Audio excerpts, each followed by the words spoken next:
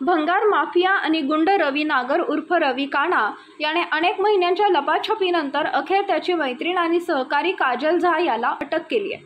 अधिकृत सूत्रांनी याला दुजोरा दिलाय। मिळालेल्या माहितीनुसार दोघेही थायलंडमध्ये लपले होते। नोएडा आणि ग्रेटर नोएडामध्ये गुन्हेगारी कारवाई करणाऱ्या रवी काणानेच नव्हे तर त्याच्या जीवनसाथी मधु नगरनेही त्याला त्याच्या चुकीच्या कृत्यांमध्ये साथ दिली। रवी काणाची पत्नी मधु नागर ही देखील त्याच्या दुष्कृत्यांमध्ये भागीदार होती। सध्या तो अजूनही तुरुंगात आहे।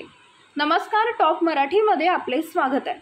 लोकांमध्ये भीती निर्माण करणारा भंगार माफिया रवी नागर उर्फ रवी काणा, स्क्रॅप माफिया रवी नागर यांच्यासोबत काजलची एंट्री ती नोकरीसाठी दिल्लीत आली असताना घडली।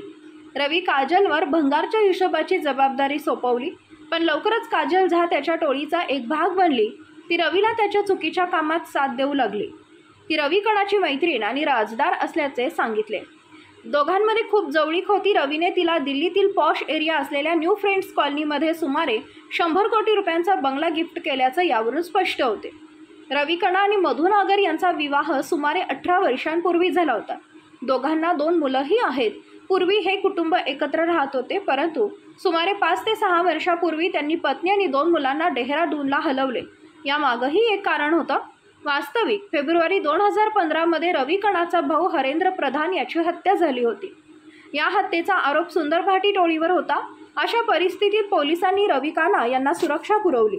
रवी काणा या सुरक्षेचा अवैध फायदा घेत असल्याचं पोलिसांना नंतर समजले, त्यामुळे त्याची सुरक्षा काढून घेण्यात आली। मधु नागर ही केवळ रवी काणाची पत्नीच नाही तर त्याच्या काळ्या धंद्यात तितकीच भागीदारही होती। मधु नागर हे रवी काणाच्या अनेक कंपन्यांमध्ये संचालक होते। तिने अनेक कंपन्यांकडून जबरदस्तीने रिबार स्क्रॅपचे कंत्राट घेतल्याचं वृत्त होतं। या कंपन्या रवीच्या असल्या तरी त्या मधु नगरनेच हाताळल्या होत्या।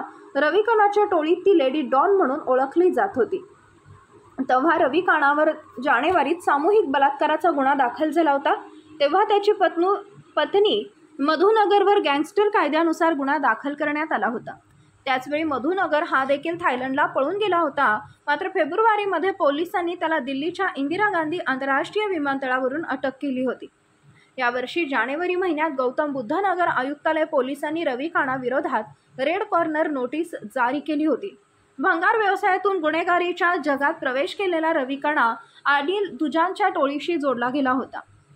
दुजानच्या नेटवर्कच्या माध्यमातून रवी काणा हा उद्योगपतींना धमकावून भंगार आणि लोखंडी रॉडचे कंत्राट मिळवायचा। याबद्दल तुम्हाला काय वाटतं कमेंटमध्ये नक्की सांगा। तेव्हा पुन्हा भेटू पुढील भागात। तोपर्यंत धन्यवाद।